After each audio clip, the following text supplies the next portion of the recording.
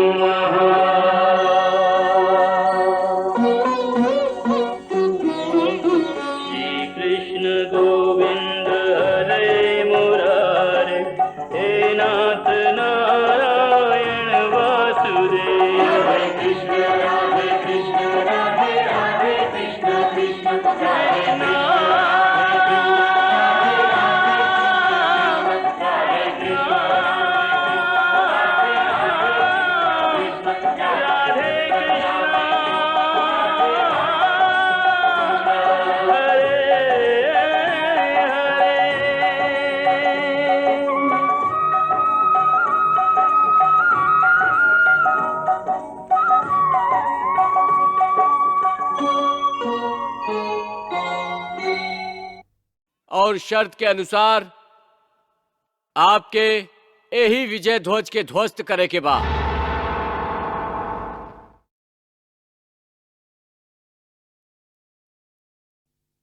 चिंतित मत होखी, यह तो स्वयंवर के शर्त बा।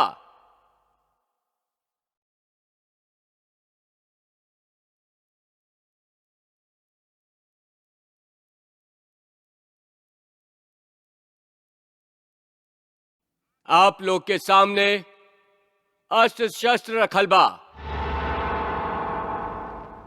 जौना शस्त्र से आप ध्वज ध्वस्त कईल चाही, उस शस्त्र के प्रयोग करके आप ध्वज ध्वस्त करे के प्रयास कर सकीलें।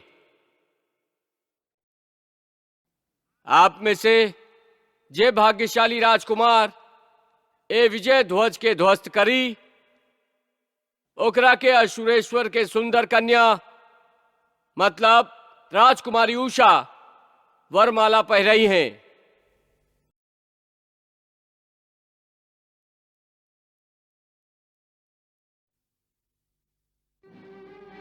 चित्रलेखा, का बात है राजकुमारी? यदि विजय ध्वज के ध्वस्त करे वाला राजकुमार माता पार्वती के इच्छा अनुसार ना भइल और हम ओकरा गला में वरमाला डाल देली, तब तो ये अनर्थ हो जाए ना। हाँ, ई तो है।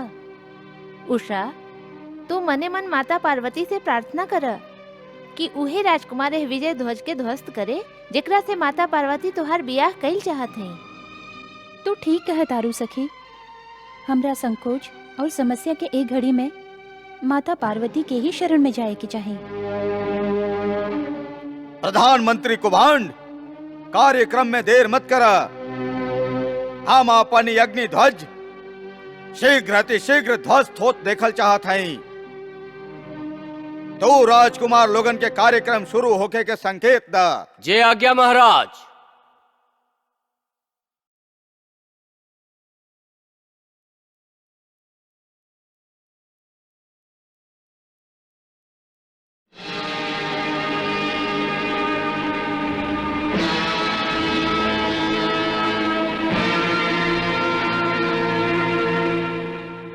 उषा, ई राजकुमार दुर्मुख बाड़न, शिरपुर के राजकुमार।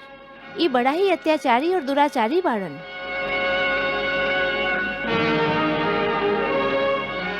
हे आदिशक्ति माता पार्वती, हम आपके शरण में आइल हई। आप हमरा खातिर वर चुने के वचन दिले हई। हमरा के बताई कि का ऐसन दुराचारी के साथे हमार संजोग हुई। हमार भविष्य आपके हाथ में बमाई। हमार भविष्य की रक्षा करें। हमरा भविष्य की रक्षा करें माई।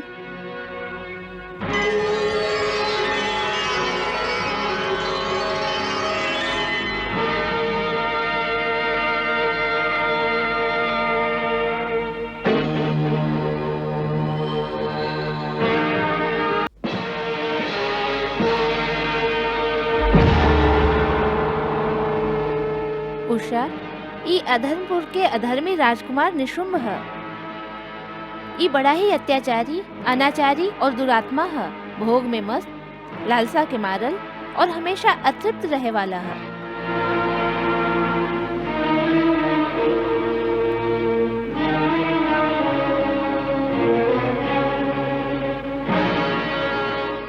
माई, हमार लाज रखी। हमार लाज रखी माई।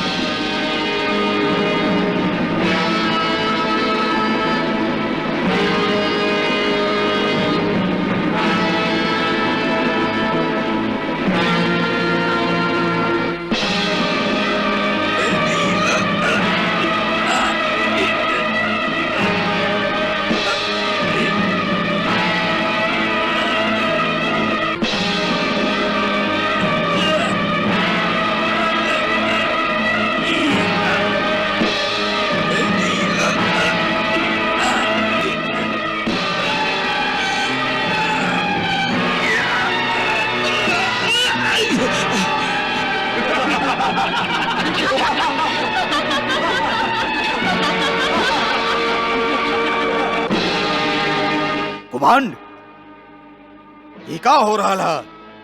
का हो रहा है कुमांड?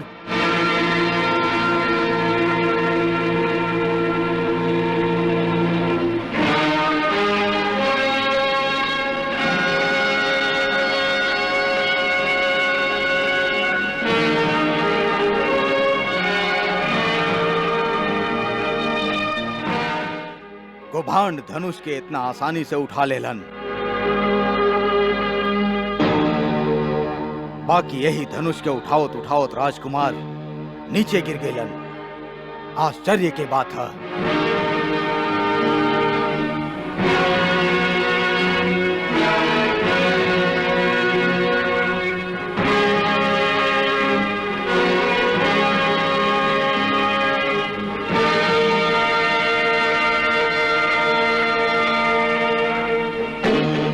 उषा, ई भद्रपुर के राजकुमार वीरभद्र है।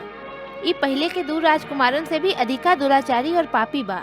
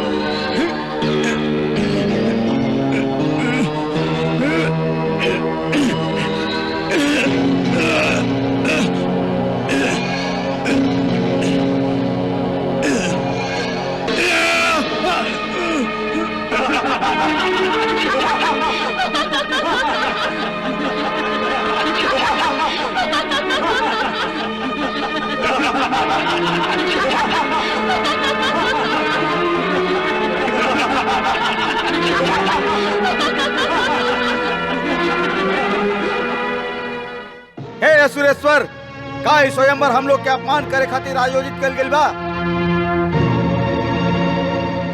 ये सब शस्त्र, ये सब हथियार मायावी है, हम लोग एकरा के उठा तक नहीं खी सकत। इतना तो दुर्बल नहीं खी हम लोग।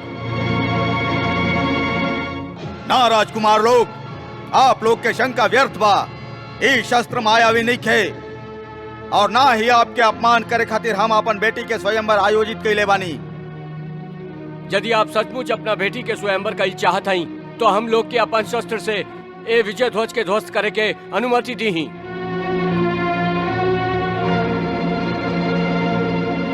हाँ अनुमति दी, हाँ अनुमति दी, हाँ अनुमति दी, हाँ अनुमति दी। अनुमति बा।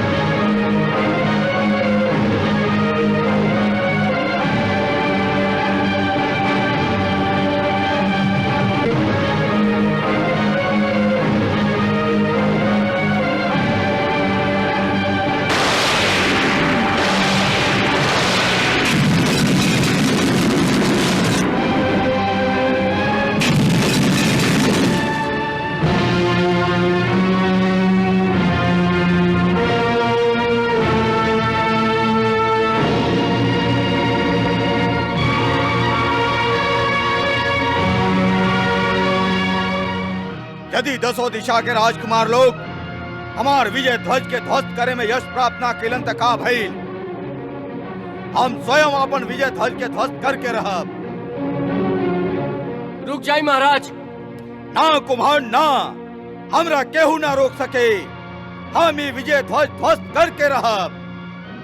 ना महाराज रुक जाई, एक बार फिर से सोच ली ही। ना कुम्हार ना, हम सोच ले ले हई। हमरा युद्ध चाहिए और युद्ध खातिर ये ध्वज के ध्वस्त होखल अति आवश्यक है। ऐसे हम अब ही ए विजय ध्वज के ध्वस्त कर रहल हई कुभांड। जय महादेव।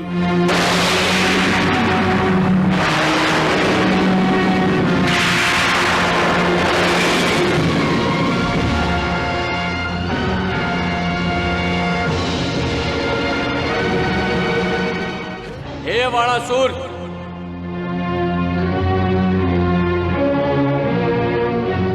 ज्येष्ठ शिवपुत्र कार्तिकेय के प्रदान कईल ए अग्नि ध्वज के ध्वस्त होके के समय अब तक नहीं खे आई। जब समय आई तभी ध्वज ध्वस्त होई और तोहरा भीषण युद्ध के अवसर प्राप्त होई। तू स्वयं एकरा के ध्वस्त करे के प्रयास मत करा, नाता देवाधिदेव महादेव के अपमान होई।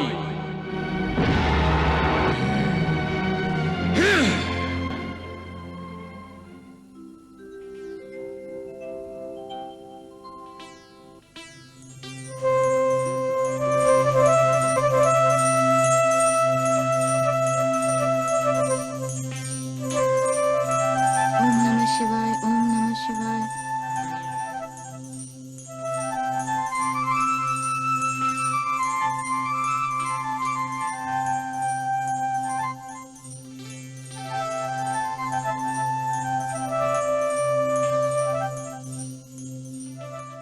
हे जगत पिता शिव शंकर, हे जगत माता पार्वती, आप दोनों लोग की सेवा में अपना ए तुच्छ भक्त के प्रणाम स्वीकार करिए।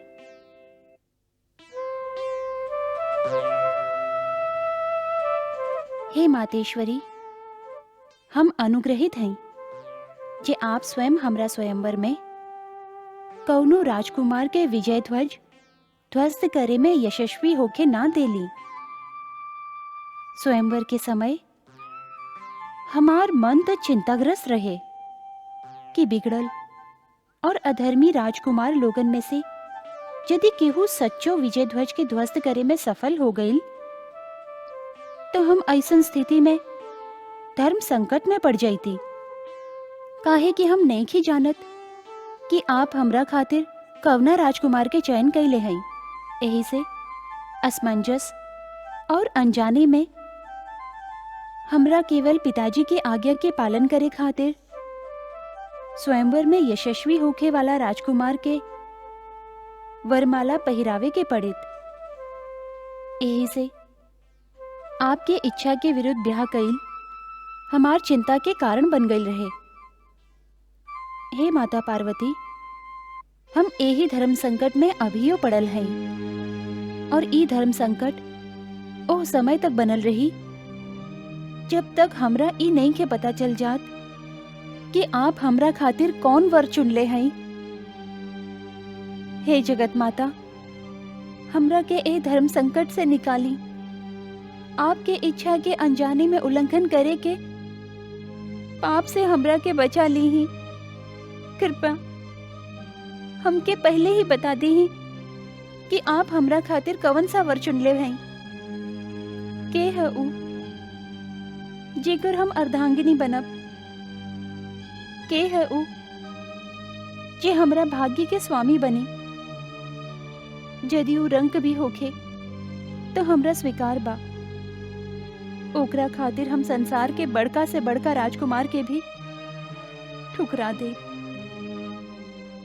हे जगत माता, हे आदि शक्ति, हमरा के बता दी, हमरा पर कृपा करी, अपना एह तुच्छ भक्त के धर्म संकट से निकाली। हे माई, हमरा के धर्म संकट से निकाल ली।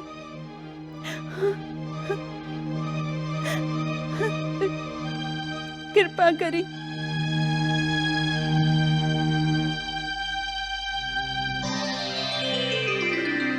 हे बेटी उषा,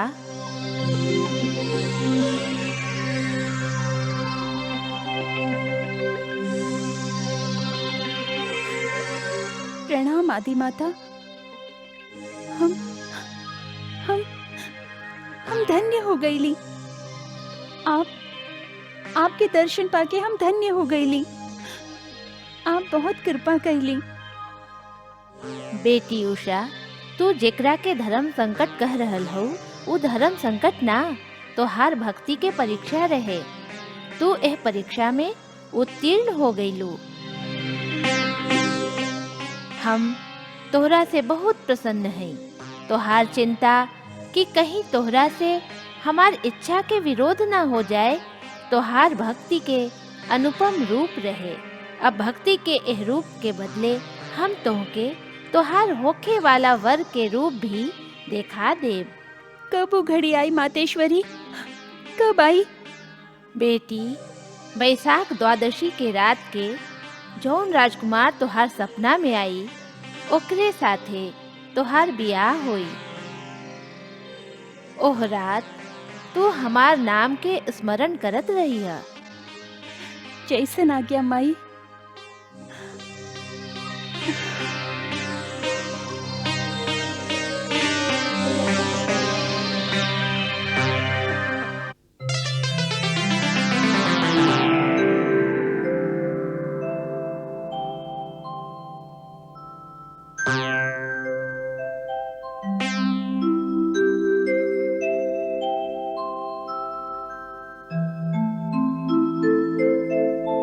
कृष्णा